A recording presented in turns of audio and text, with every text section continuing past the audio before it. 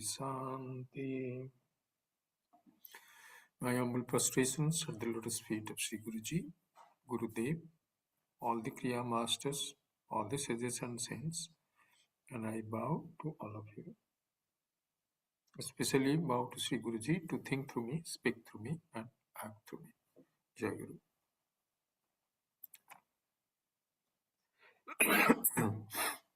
So we are in the 6th chapter of Bhagavad Gita, that is Dhyana Yoga.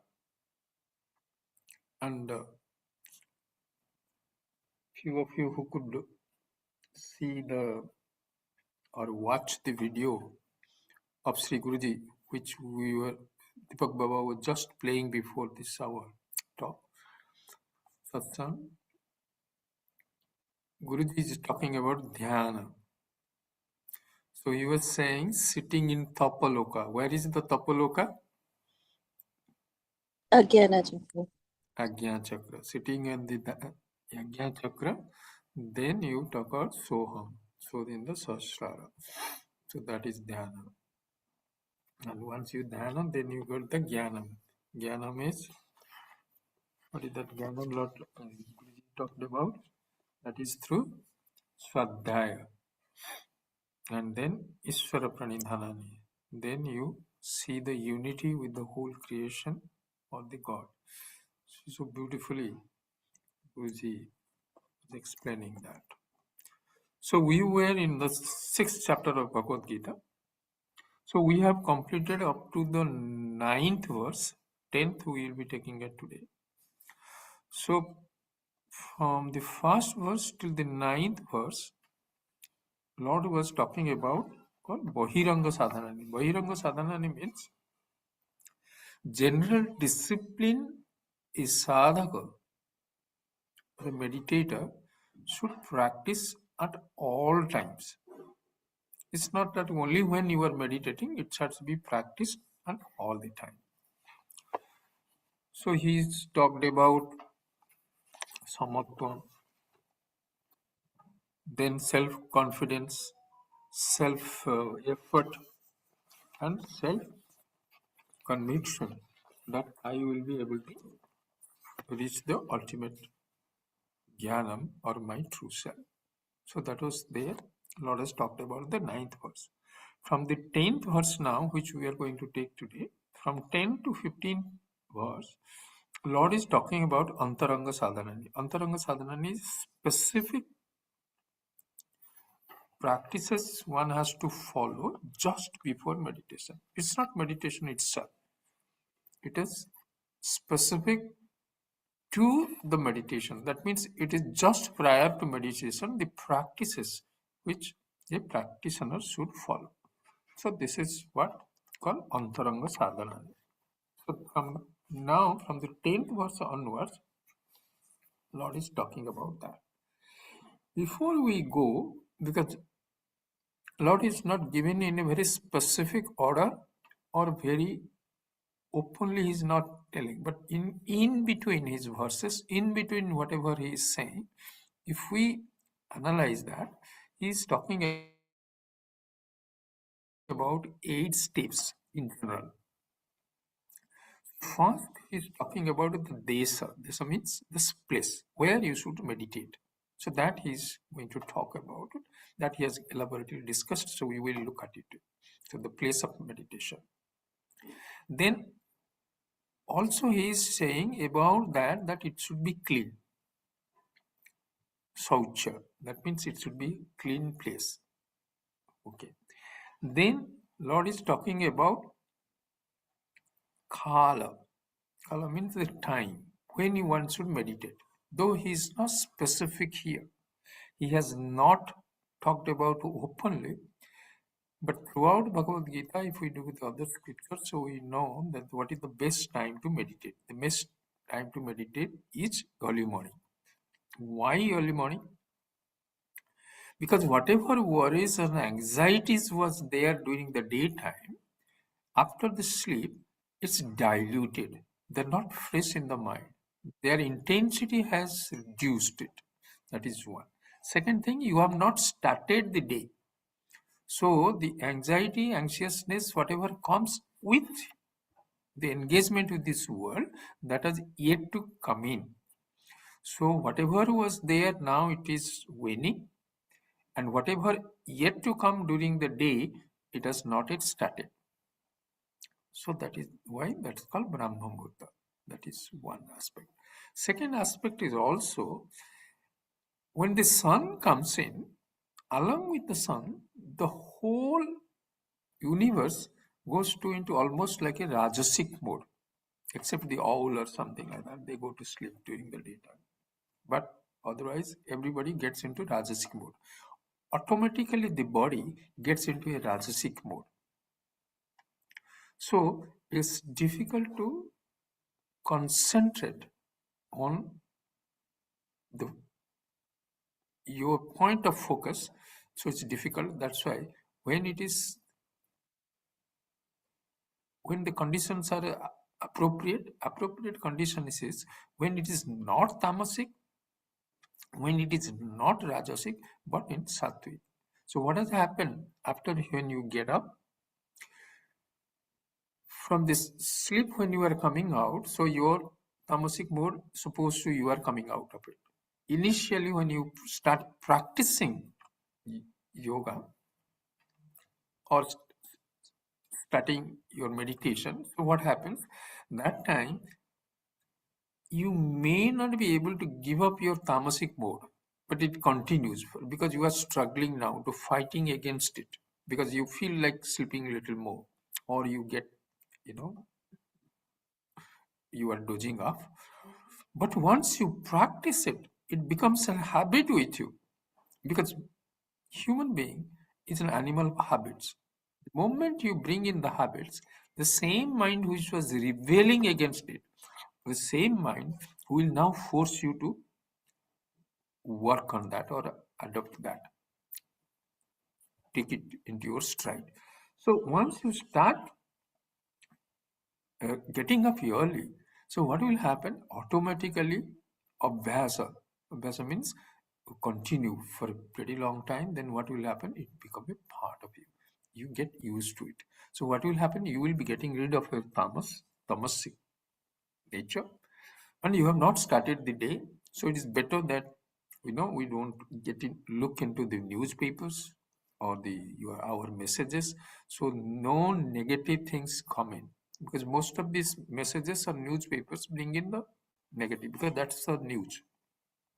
Nobody concentrates on any positive aspects of it. So better we keep the mind clean. So tamas is not there. Rajas has yet to sattvic. So sattvic nature is there. So when he is there, that is the right time to meditate. So the scriptures and the gurus usually focus on it should be Brahma Murta. What is the Brahma Murta? Between 3 to 4 o'clock, 4 o'clock around, usually. Then, how long one should meditate? It depends.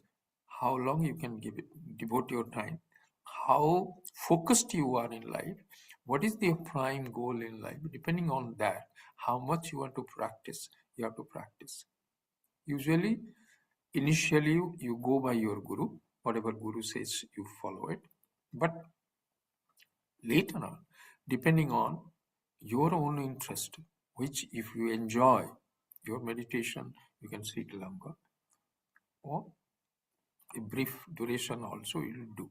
Meditating anything between 5 to 1 hour, 2 hours, people are meditating. So this is there. So quantity there is not important. What is important there is quality, the depth of your meditation. Are you able to connect? Are you able to get into sort of something where the external world is totally cut off? Whether you are reaching the samadhi state, that is the second page. We look into it.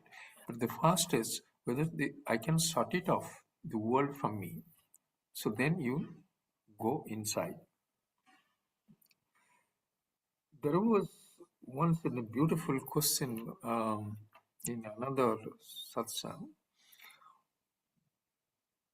Should I concentrate inside Or because if I am Satchidananda Swarup, the whole creation is me, so shouldn't I be concentrating more on the whole creation rather than going inside? See, this is like this. That's why if you look into our scriptures also, how they present our true self. First thing they say that this is your body, mind, intellect, not you. So first what this it does is it tells us what we are not. Then it takes it to our inner core self. Once you are there, then you look out. Then you find there's nothing is separate from you.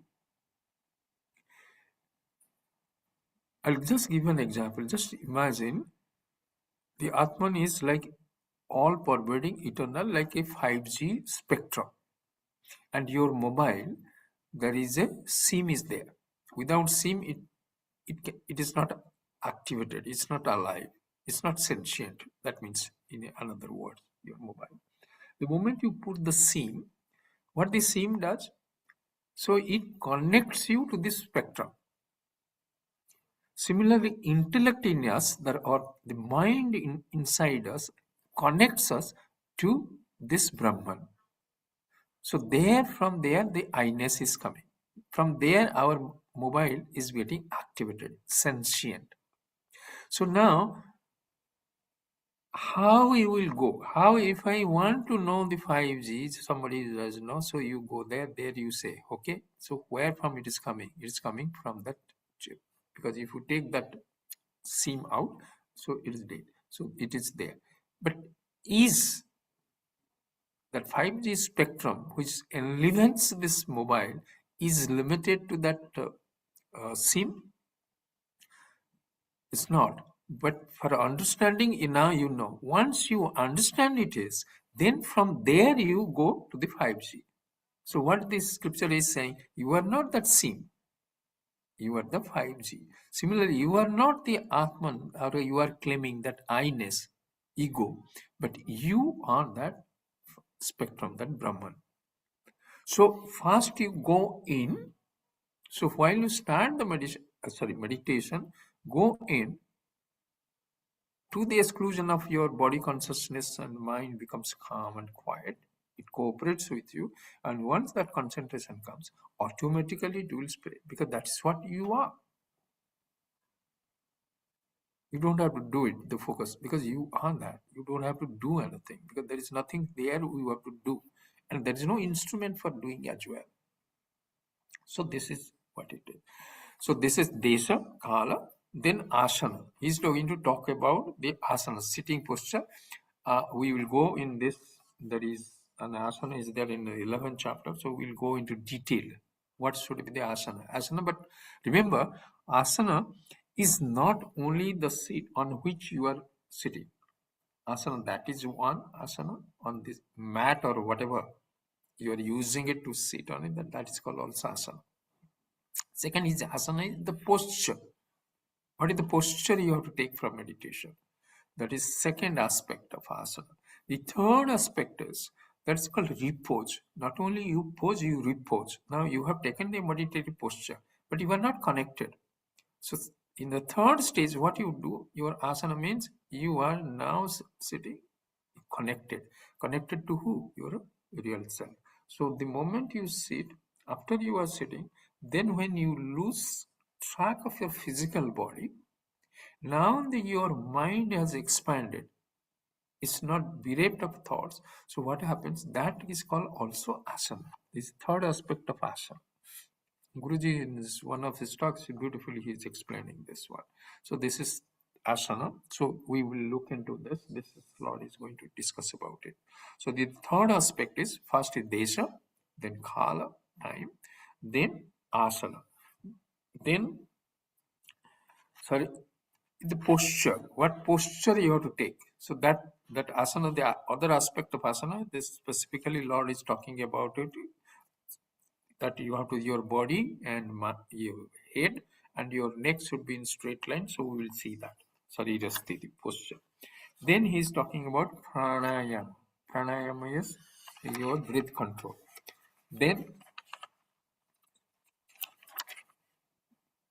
Then he's saying samyam. Samyam means, so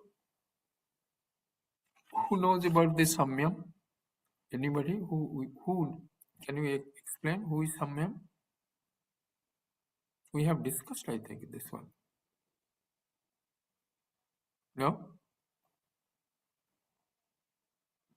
Samyam is the word used the combination of dharana, dhyana, and samadhi. These three together is called samyam. Okay? So, why it is called samyam? It is only one, like a unit.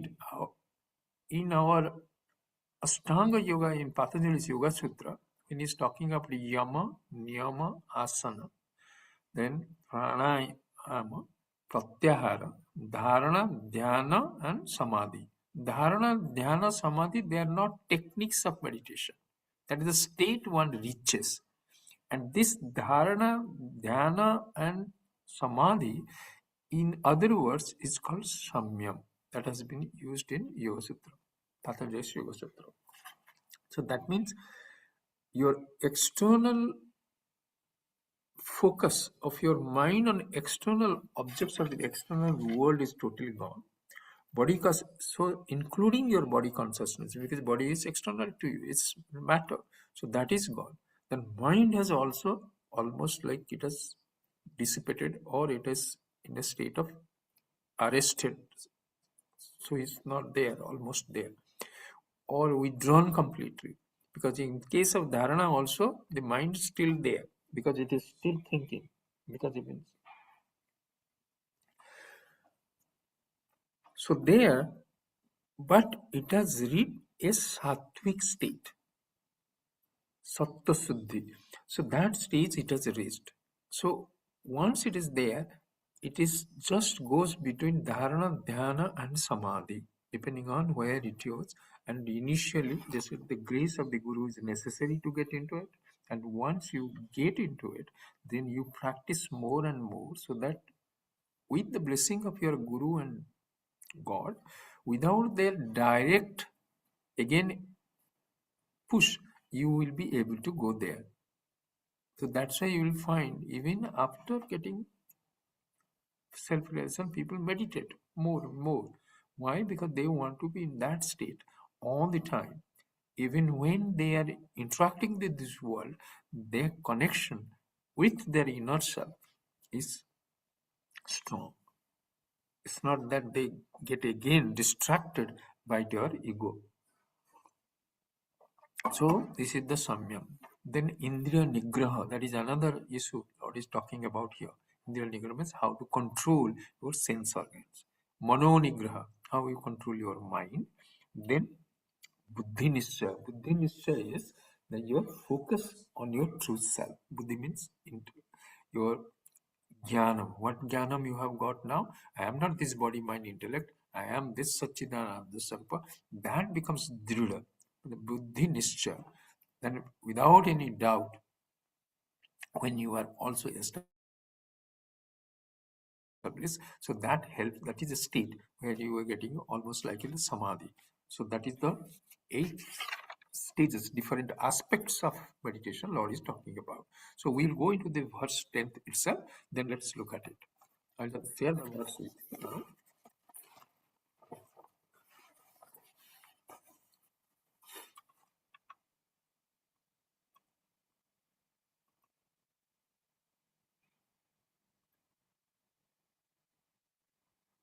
Can you see that? Hello? Yes, Baba, we can see it. Yes, we can see it, Baba. Okay.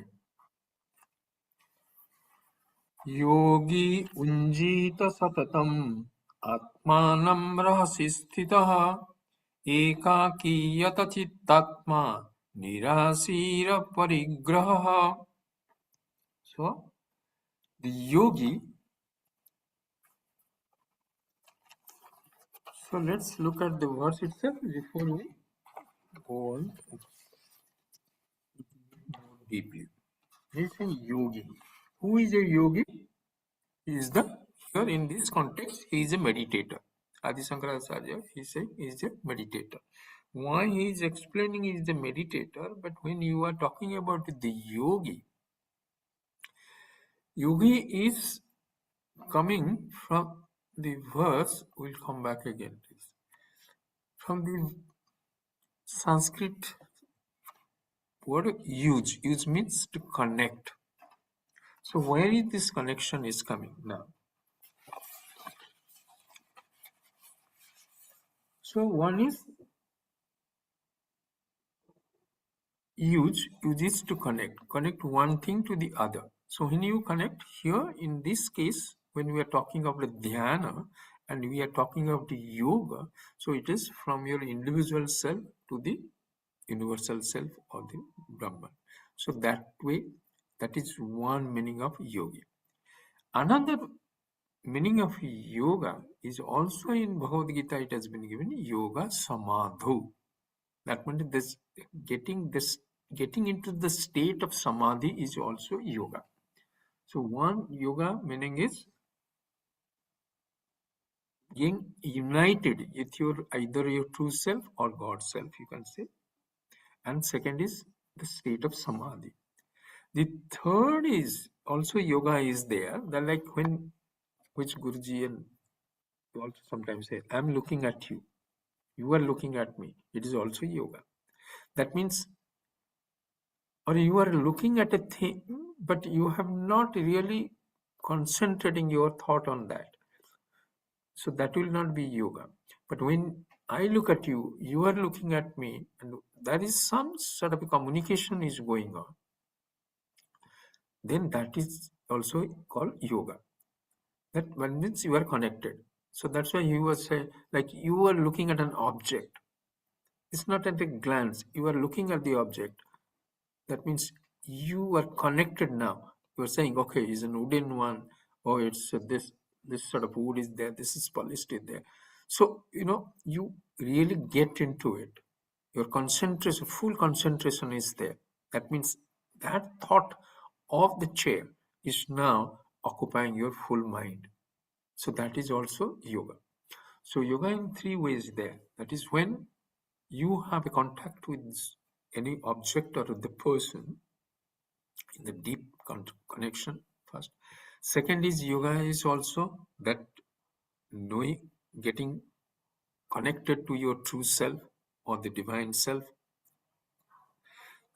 self-realization, kaivalya, whatever name they call it. That is second. The third was also yoga is samadhu.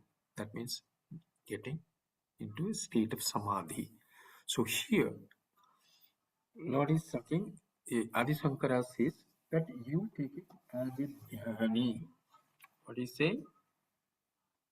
Yogi Swadhyayi.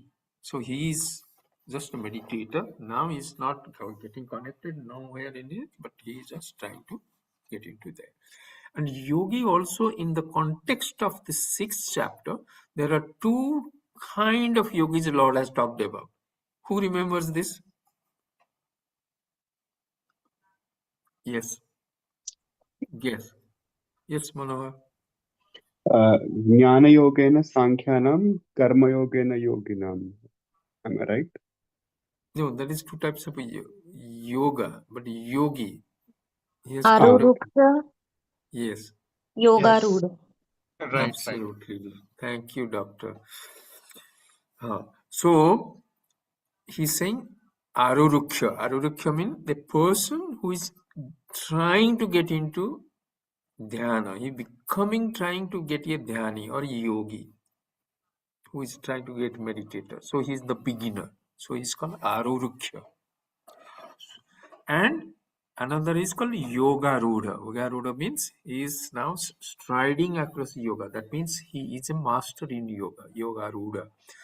That's why in the context the Lord has talked about this Aruruksha. Aruruksha, for a person who is trying to get established in yoga, action is the means Lord has talked about. And he said the person who is already Yoga Ruda, who is a skilled yogi, who has now he has become really adept in getting into dhyana. So now for him, action is meaningless. If he gets into action, is fine. If he doesn't, that also fine. So here, Lord is talking about which yogi? The yogi who is trying to meditate. Now here, when Lord is talking about how he is going to meditate, so he's not talking about yoga rudha here. He is talking about arudhya. Arudhya means the person who is trying to learn into meditation, and he's trying to get into the meditative state, because it's the just pre-meditation steps he has to take. So that's why it's a arudhya. Yogi unjita. Injita. Let me share that verse with you. Unjita. Unjita means that getting connected. Now, here, once you are united with something, so why it is becoming a problem? Why you have to go again and again, Unjita? Because we know our mind, even if think of anything, it comes out from that particular object of focus. Then we have to again go and again focus, again comes out, again focus. Why it is happening? That's why he is saying, Unjita satatam. Satatam means all the time. Unjita is joined together or concentrating on, and satatam. Satatam here is all the time. Atmanam. Atmanam is here the mana, the mind. Then we'll come, let's go through the whole verse, then we'll come back to Yunjita. Yogi Yunjita Satatam. Satatam means all the time. Atmanam. This here Atmanam in this context is mind. Rahasi Sita. Rahasi is in a secluded place. Sthita means sitting there or meditating. The position where it is. Yogi Yunjita Satatam Atmanam Rahasi Sthita Ekaki. He should be meditating alone. So, but then we are promoting group meditation. So we look at it. Okay. Yogi Unjita Satam Atmanam Rahasi Sthitaha Ekaki Yata Chittatma. Yata means control. Is under the control. Yata Chita. Chita means here mind. Atma in this particular line, Atma here means the body. So he is controlled body and mind, ekaki, with having a control over his body and mind. Nirasi. Nirasi means is free from desires, and aparigraha, free from any possessions. Let's look at it. The question is, Yunjita Satatam. Even there is a Arati. That Arati, what is that Arati? It's called?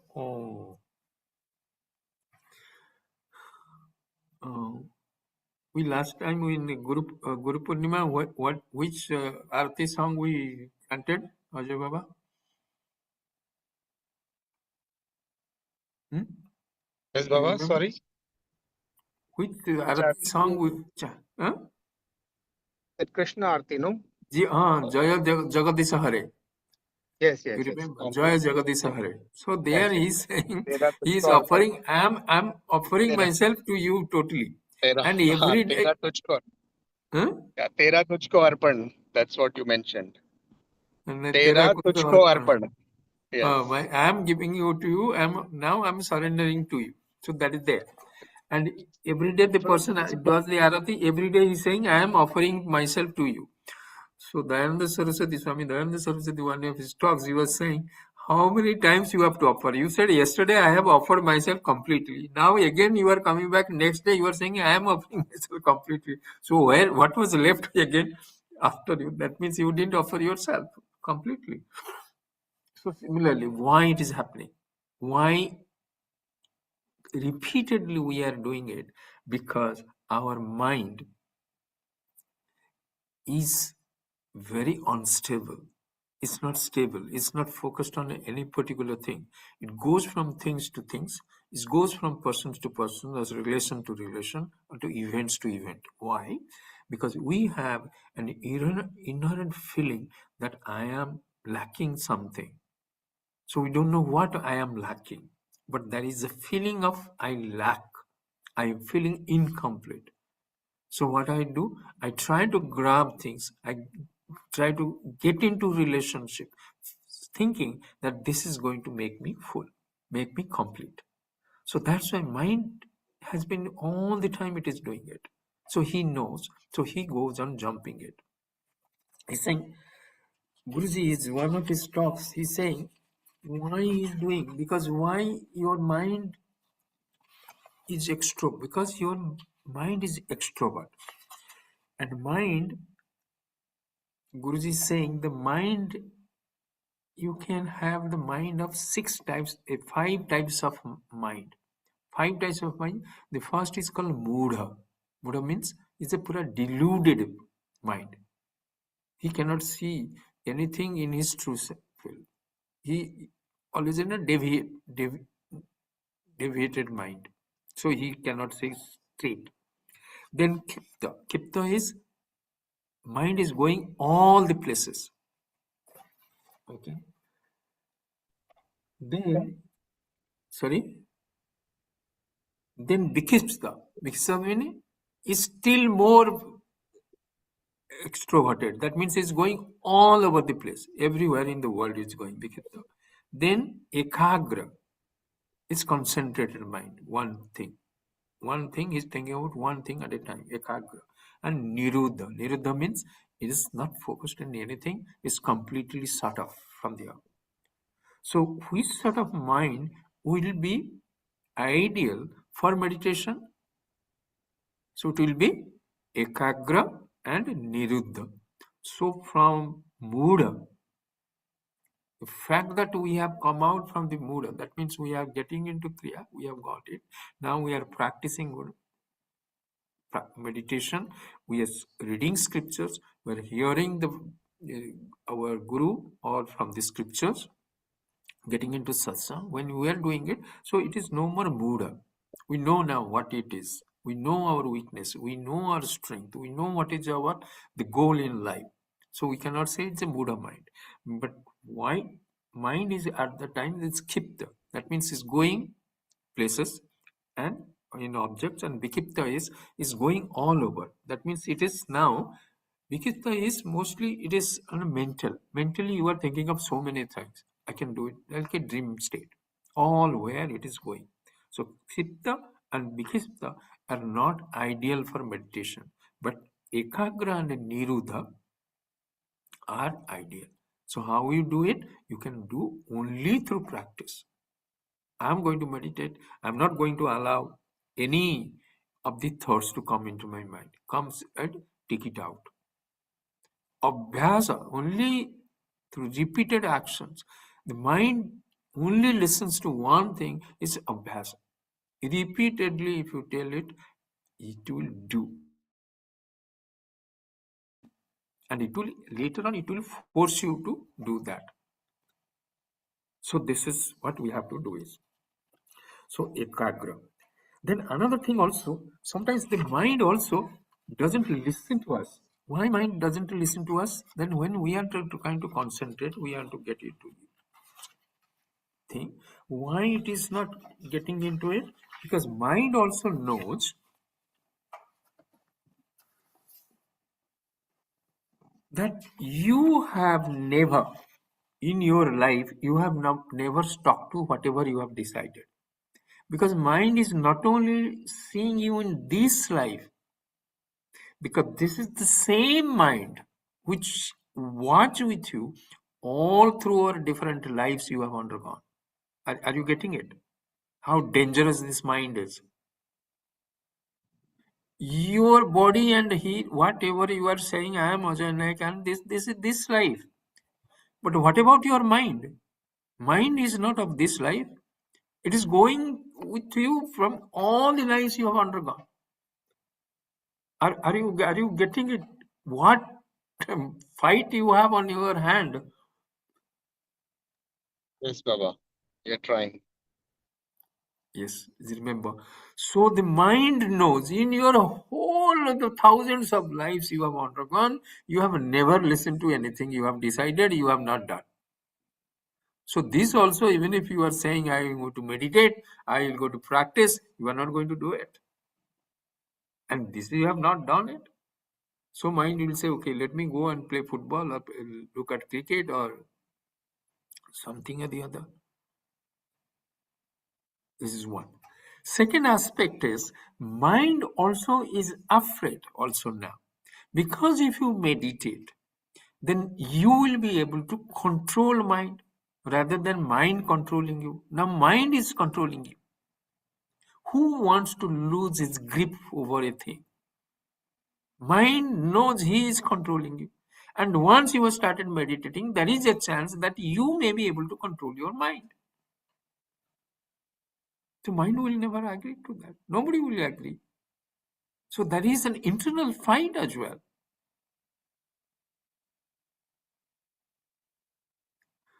That's why Yunjita is so important.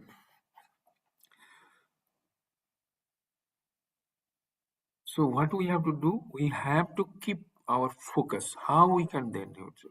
We have to focus on our goal. The spiritual goal is my prime goal in life, spiritual growth. Self-realization is my prime goal in life. Every day we have to repeat it. 1 second. Now, I have to do whatever the practice has to be done. I know my weaknesses. I know my weaknesses of my body. I know the weaknesses of my mind. So what I can do? There is only two ways of doing it. One is Abhyasa, another is Vairagya. That Bhagavad Gita says, and also Patanjali Yoga Sutra also says Abhyasa and Vairagya. Arjuna says, it's so difficult. It's like, controlling the mind is like controlling the air with a piece of cloth. And Lord is saying, yes, I understand that. But that is weird. How you do it? Abhyasa. Repeatedly, if you do it, go on repeating, go on repeating, go on repeating it. Then you will be able to do it. One is Abhyasa and Vairagya. What is the Vairagya? Vairagya is not saying that dispassion. It's a dispassionate. It's not that you give up everything. That means if I am going to meditate for 1 hour, I am not going to get involved for that 1 hour with any other thing. So that only. To that extent, the Vairagya is necessary. Because once you get something, you have to give up something.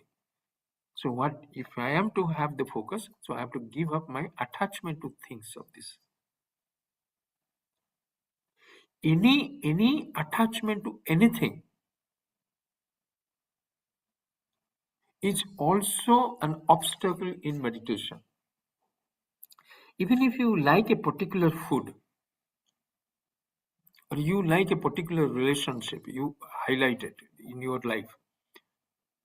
So what will happen? That also is becoming an obstacle because that will also control your mind in the sense that it will go on erupting in your mind when you are sitting in meditation. Which thoughts will come? Which thoughts will come in the mind? The thoughts which you like or you have disliked things in this world. Those thoughts only will come.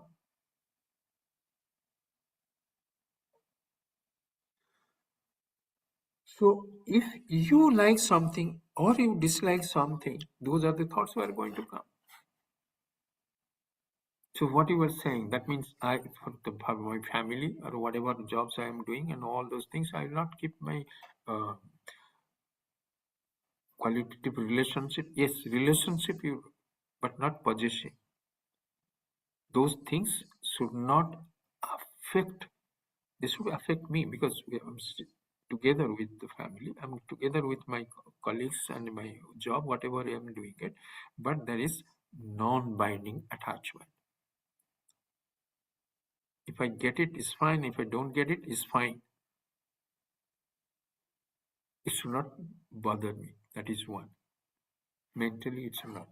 It's like if somebody has lost his mother. Manish Baba has lost his mother. That's why. So we understand that his only physical body he has lost. But she continues in her subtle body. So if once we have that knowledge, so the sorrow by that she is no more physically, of course, is going to be upsetting. But the understanding, if it is there, then that sorrow becomes a little more manageable. If I know, like, body has to go one day, it's inevitable. Mother is everybody is connected with the mother. It's like a God, because mother is also first divine character. It's going to be affecting me psychologically, emotionally. But with my understanding that, yes, once you have a physical body, the physical body is going to deteriorate, because asti jayate vardhate viparinitamate afaksyate vinasyate. Matter who undergoes 6 types of changes, body is going to get these changes. It's inevitable.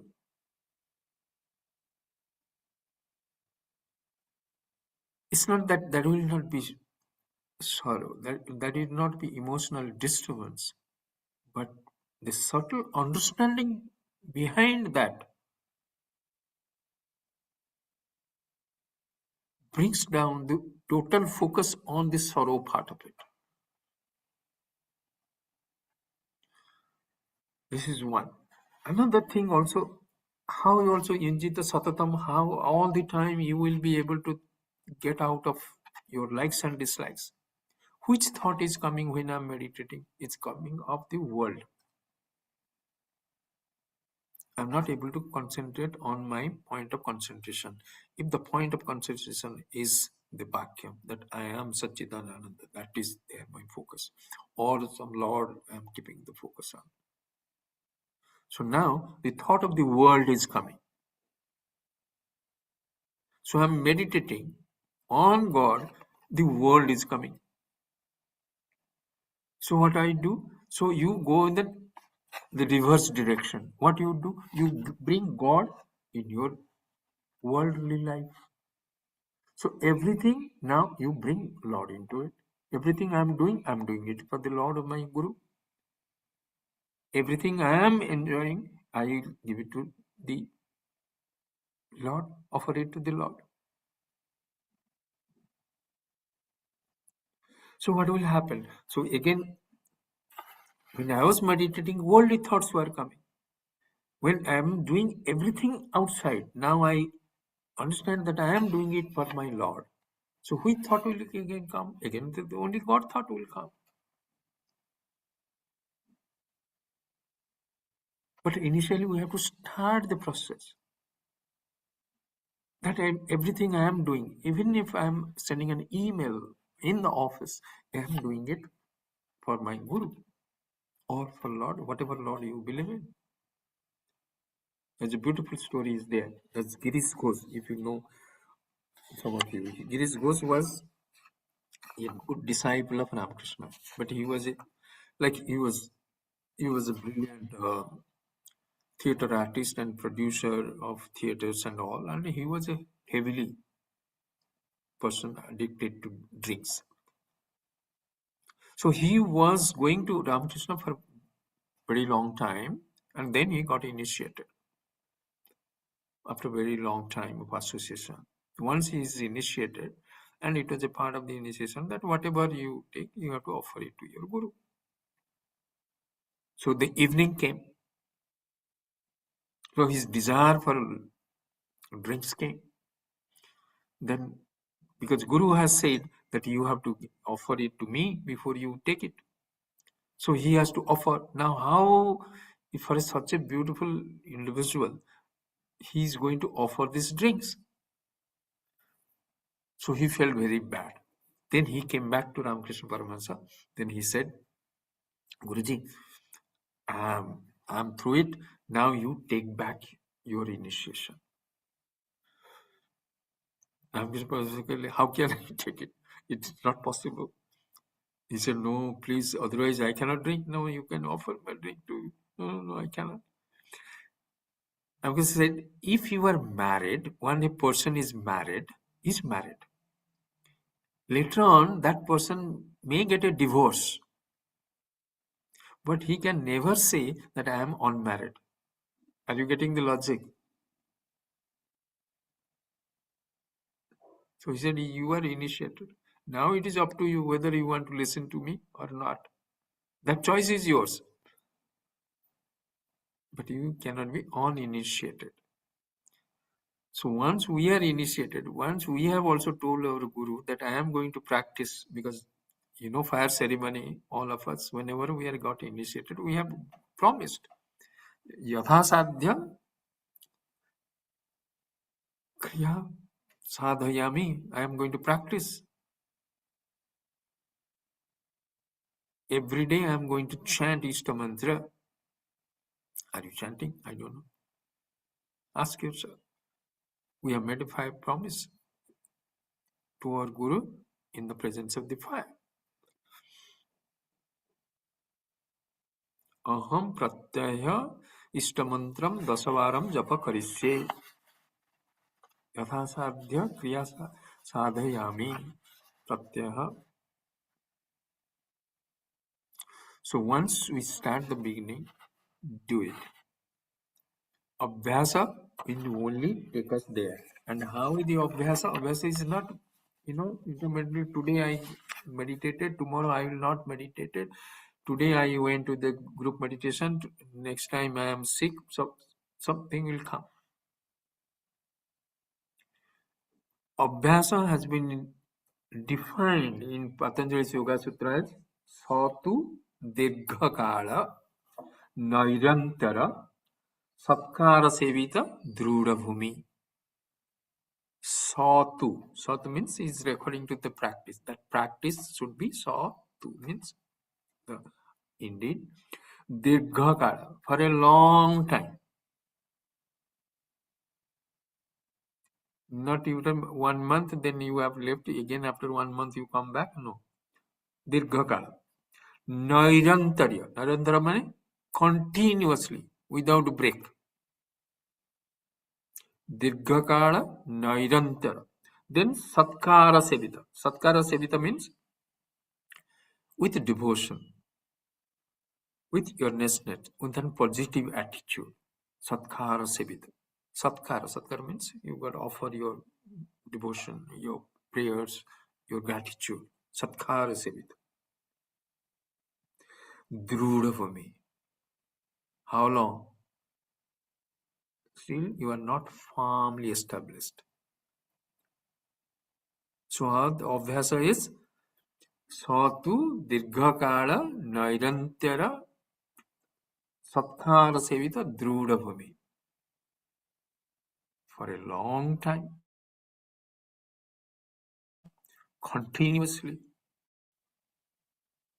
with devotion, with discipline, with surrender, with gratitude, until you are firmly established. So this is called Abhyasa. So that is Yunjita. Why? Then we go to the next one. He's saying Yunjita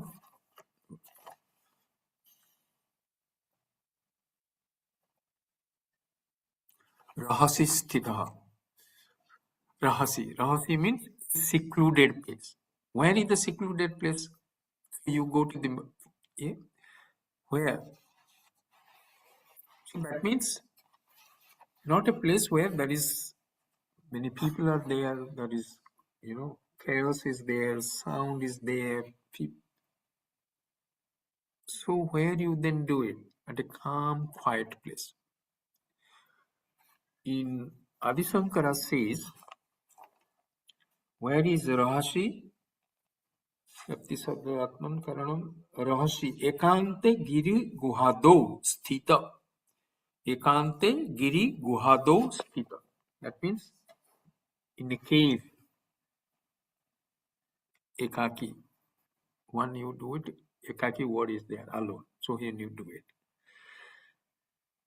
Ramakrishna Paramahansa also used to say that you can do it bane, kone and mane, which our Gurudev used to repeat quite a bit of a time. Bane means in a forest. Kone means inside your house in some corner. Kone. And then mane. Even if it is not available, mentally you can feel that you are in a secluded place. Similarly, rahasi sthita. Sthita means they're sitting there. Ekaki, one. So rahasi sthita, secluded place. So if you have a secluded place and ekaki is there, later the next word is there, ekaki, meaning alone. In group meditation, how you are saying then why it is recommended? Because when you are meditating, after some time, if your physical body's presence, you are now not able to get it, because you have now got rid of the body consciousness. How you will be remaining conscious of the people around you? You will not. But in the meditation, which is there with you? You and the God, or you and your Guru. Are you saying, you are saying ekaki? Then is it not more than one?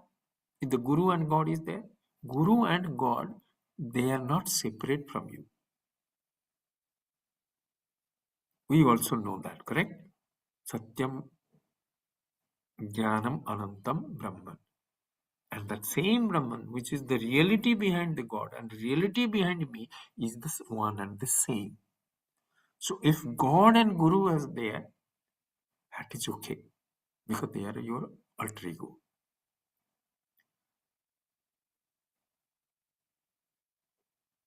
So that is it where you have to go. So that's why he said mane.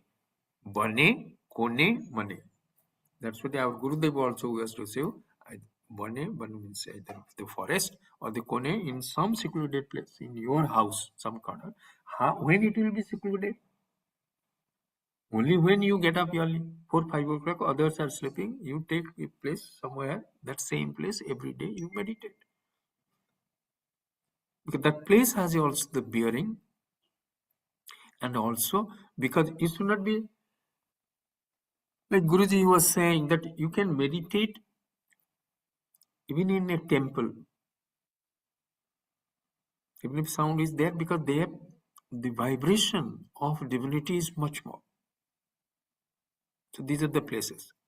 Or you can also make those sort of a place. That's why wherever you meditate, you put a photo. You put of the God or a Guru, you put a lamp. Why? Because you want to create that atmosphere around that place. So that gives that flavor. So if you're sitting, if you sit inside, just imagine you are sitting inside your kitchen, you will meditate. What sort of thought will come? Thought will come over the food only, whatever you do. So that is very important. So where is yogi yunjita satatam, all the time? Atmanam means his mind. Rahasi sthitaha, at a secluded place. Sthitaha, making him sitting there, remaining there. Ekaki, only alone. Alone there, Adi Shankara says, alone he has said that he is ekaki asahaya. Ekaki asahaya means there is no other person to even help him. So that he is defining as ekaki. So without no help, outside help. So that means he is all alone, sitting there. So we will come back to this second line, yata chitatma nirasi aparigraha. This is the beautiful verse. So I hope you try to remember all these words and the meanings, because this is going to help us, because this is very much part of our life. If we look at our life, this is what we require. This is what steps we have to take mentally, and we have to mentally build ourselves. That is one. Second, we have to continuously practice it. Only when we can continuously practice is when we value meditation, once we understand it. That's why it is Swadhyaya is very much important. Otherwise, you will not value the why I will meditate, not sleep. Because if I value the meditation much more than the value or the lure of the bed, I will do it. But if I don't value meditation, the lure of bed, it's much more. So that's why Shraddha is very much necessary. Satsang is very much necessary. That's why from the 1 to 9 verse, Lord talked about so much of Bahiranga Sadhanani. All the time you have to practice it. Why? Because this mental frame will change. Your outlook has to change. Your body and mind will be able to cooperate with me, whatever I want to achieve. If I'm convinced beyond doubt, the moment doubt is there, body knows how to wriggle out of it. Because as we see that this my physical body is this life, but this mind has there for all the lives. So he knows us. How loose we are. We tell something, do something, think something. He knows.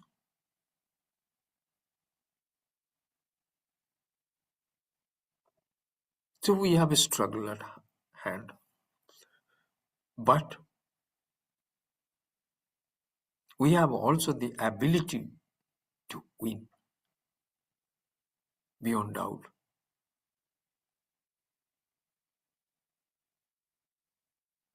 Once I know that I am Satchidananda, that the whole creation is me, there is nothing other than me, so what is not achievable?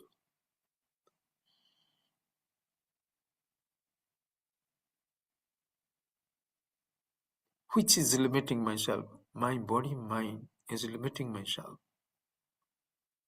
How I shift that understanding? Only to Shraddha, Satsang, discussion, question answers, and practice. Satu Dirghakala Nairantara Satkara Sevita Drudabhumi. Left, left. हाँ exit करो हाँ यहाँ से सीधा हाँ आप left Okay. But पता नहीं यहाँ से है कि नहीं है देखो यहाँ से लेफ्ट है हाँ लेफ्ट लो हाँ Okay. So this is necessary. So you have any question? You want to share something before we close? Anybody? Who is there? Nusrama is there, Riju, Nehama, Manohar, Ajay Baba. Ajay Baba is driving. Amitama is there. Anjuma. Okay. Piyush Baba is there. Super. Tapasda. Oh, Tapasda is there. Oh, great. Manika. Manika Nagal. Manika Ma, can you?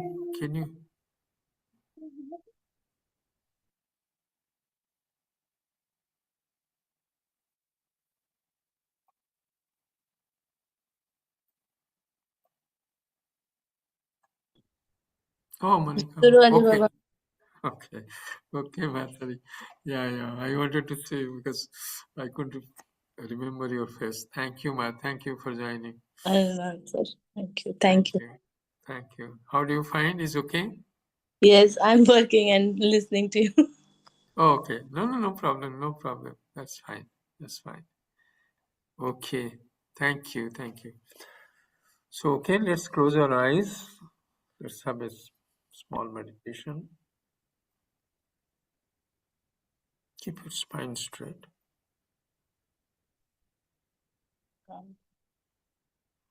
Observe your breath, each inhalation and exhalation.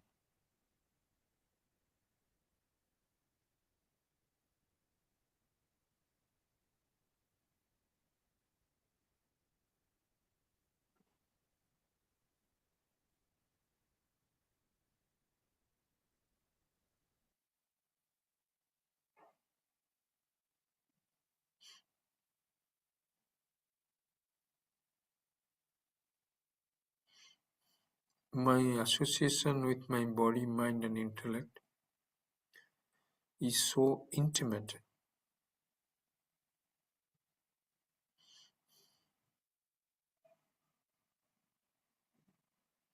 that these qualities of this body, mind, intellect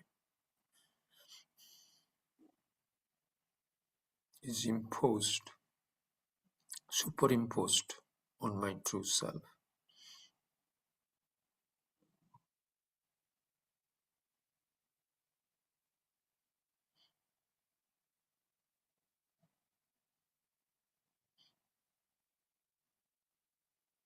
The qualities or frailties of the body and mind, I take them as my qualities or frailties.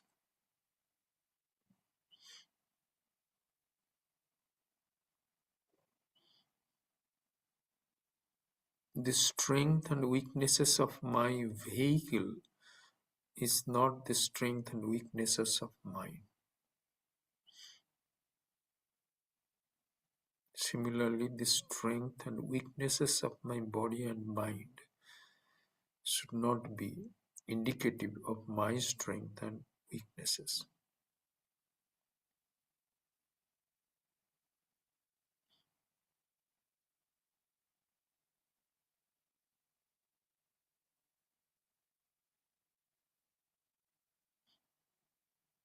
This is the greatest fraud on earth.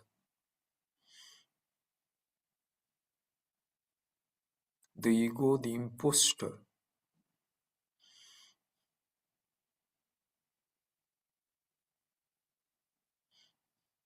is claiming he is me.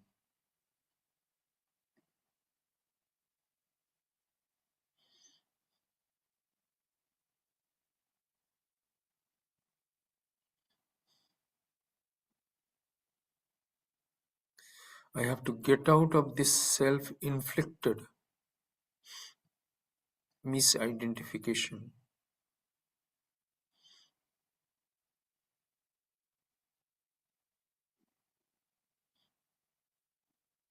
to get to my real nature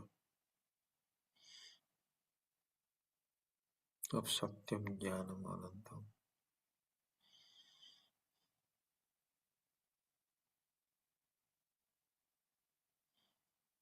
Existence, awareness, bliss, unlimited.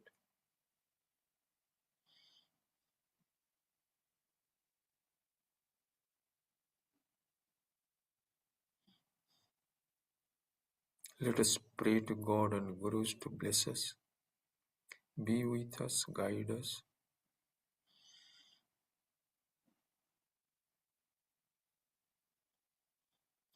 so that in this very life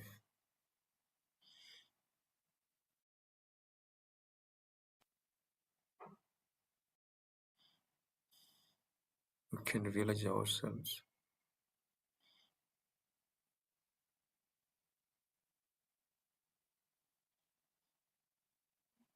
and live the way it is meant to live in this world.